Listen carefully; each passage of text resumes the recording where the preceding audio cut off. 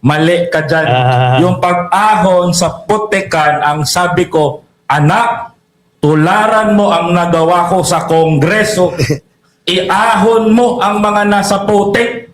Akala ko, tularan mo yung idol. Sino yun? Si Idol Rapi Tulfo. Hoy! Hoy!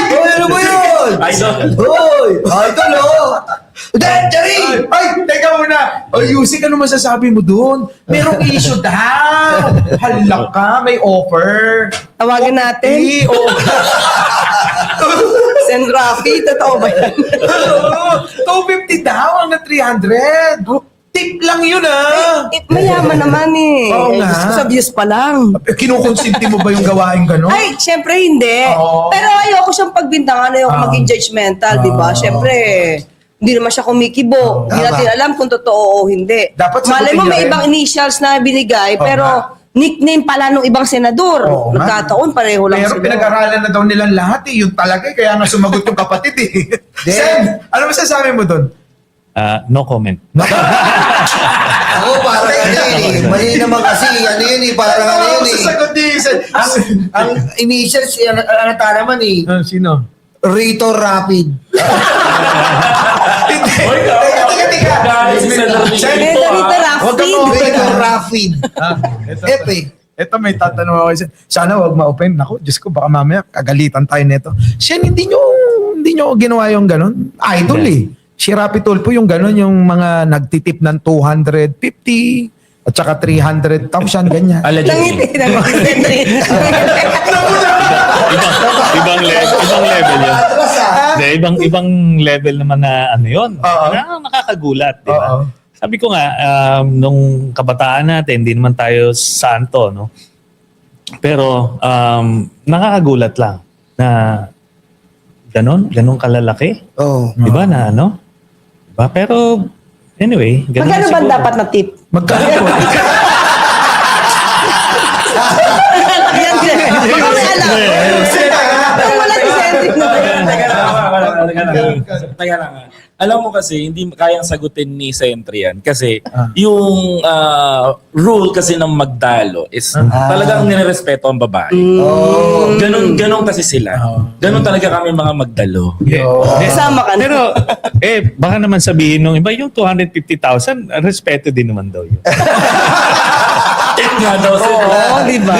Pero Sentry, ito ha. Dumako po tayo dito. Siyempre, dito na tayo sa pinakapuno. Anong masasabi nyo sa estimated na itatagal po ni Digong na sa hearing pa lang, may estimated po ba kayo? Kasi ang daming nagtatanong po eh, kung ilang, yung hearing pa lang, yung paglilitis pa lang sa ICC, mga ilang taon po ba?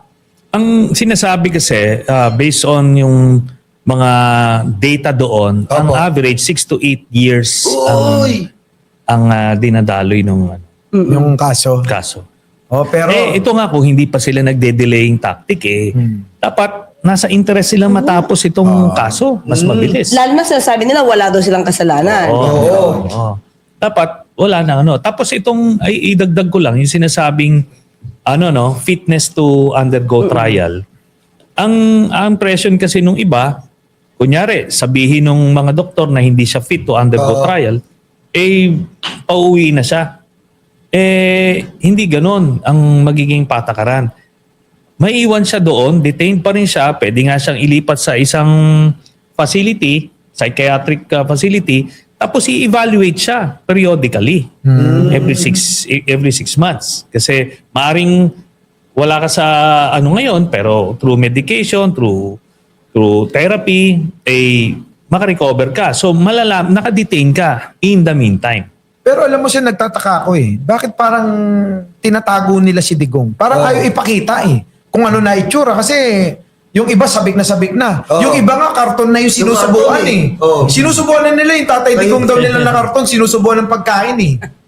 Siyempre kailangan nilang ng sympathy, no? 'Di ba? Para kaawaan nga yung baset. Therefore, kung kaawaan to, kagagalitan mo yung mga naglagay doon. Kaya nga palagi ko nire-remind yung mga viewers natin, mga kababayan natin, na hindi nakulong si Digong sa The Hague dahil sa inventong kaso o inosente Tama. siya. Ito ay bunga nung mga pinapatay na mga Pilipino na libo-libo ito na nasaksihan natin mismo at pinagmamalaki nila noon.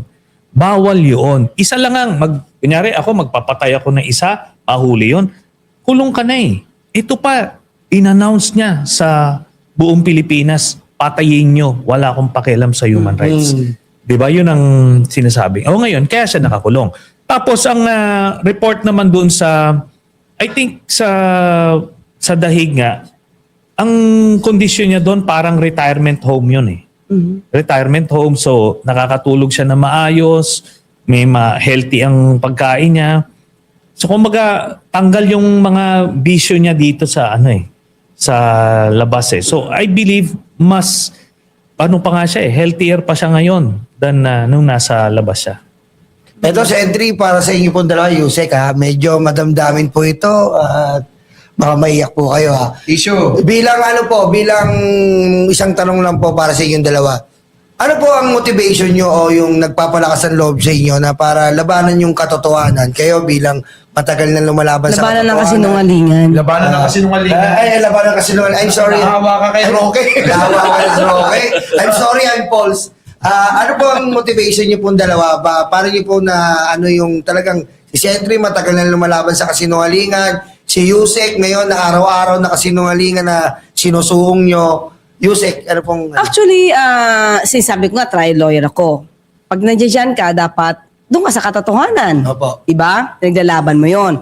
And at the same time, bago pa ako napasok sa palasyo, nakita niyo naman, nag-vlog na ako eh. Opo. Tuwing may kasinungalingan, pinupunan natin, naghanap tayo ng resibo.